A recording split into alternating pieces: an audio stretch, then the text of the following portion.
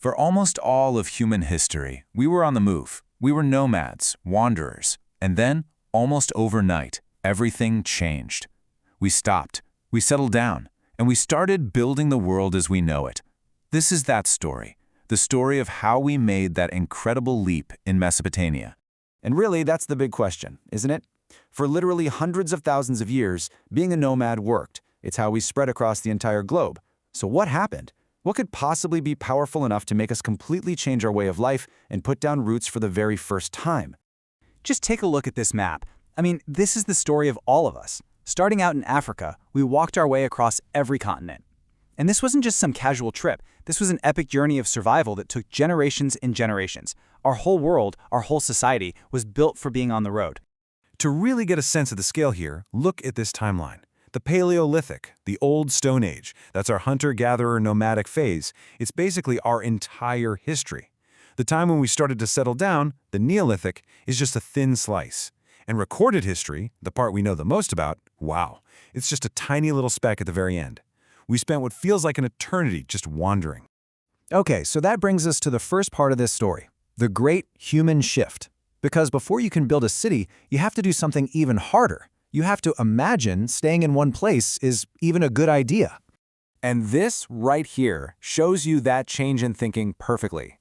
On the left, you've got your typical nomadic hut. It's light, it's temporary, made to be put up and taken down. But on the right, well, that's Göbekli Tepe. It's huge, it's made of stone, it's permanent. And it was built by people who were still supposedly hunter-gatherers. That is a massive change in ambition. Let's look at the actual ruins. This site in modern-day Turkey is over 11,000 years old. Think about that. That's before pottery, before the wheel, way before writing. It proves that humans were able to organize these huge, complicated building projects long before we even had cities.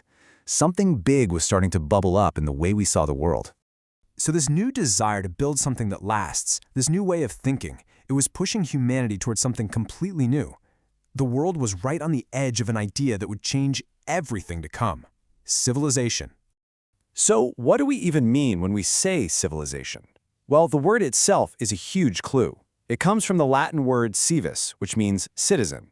So, at its very core, being civilized just meant being a townsman, living together with a bunch of other people in a big, organized community.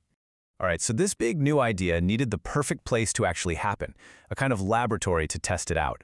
And that place turned out to be a very special piece of land called Mesopotamia. This is where geography pretty much becomes destiny.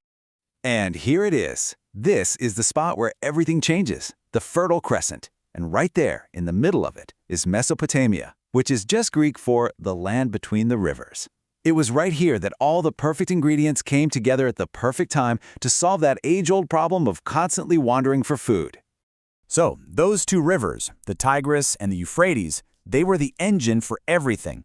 Every single spring, they'd flood, and when they did, they left behind this layer of amazing, nutrient-rich soil. It created this incredibly fertile environment, just perfect for farming.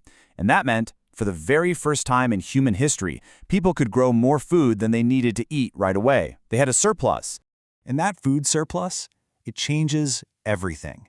It led to a total explosion of ideas. Because think about it. What happens when you don't have to spend every single waking moment just looking for your next meal? You finally have time. Time to think, time to invent, and time to build. And oh boy, did they invent. They figured out how to build irrigation canals and dams to control the rivers. They invented the wheel, which was a total game changer for moving all that surplus grain around. That sparked trade systems, which then led to the whole idea of owning a piece of land. And all of this innovation built up to create the world's first major city, Uruk. It was like a domino effect of progress. You can even see this explosion of new thinking in how they built their houses. These are some of the first permanent homes. See how they're moving from simple round huts to these planned rectangular buildings? They have different rooms for different things. They weren't just building shelters anymore, they were engineering homes. But out of all these incredible, world-changing inventions, the city, agriculture, the wheel, one of them stood above all the rest. An invention that would allow us to capture an idea and hold it in our hands. And that brings us to the final and maybe the most important piece of the puzzle. With all this new stuff going on, trade, property, laws, you have a new problem. How in the world do you keep track of it all? You needed a way to make ideas permanent. You needed the invention that literally wrote history. And this is it, a cuneiform tablet. Cuneiform, which just means wedge-shaped, is the very first system of writing we know of.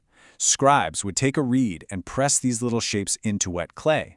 For the first time ever, a law, or a story, or just a receipt for some grain could exist long after the person who wrote it was gone. So how'd they come up with it? Well, it happened in stages. It started with simple pictograms, a picture of a thing means that thing. Then it got more abstract with ideograms, where signs could stand for whole ideas.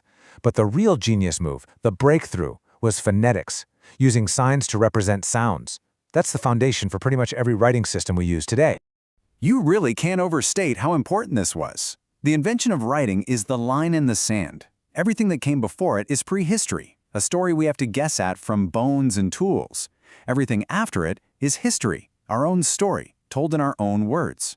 So that's the journey. The people of Mesopotamia, just by figuring out how to guarantee their next meal, ended up giving us the very pillars of our world: the city, the wheel, and writing itself.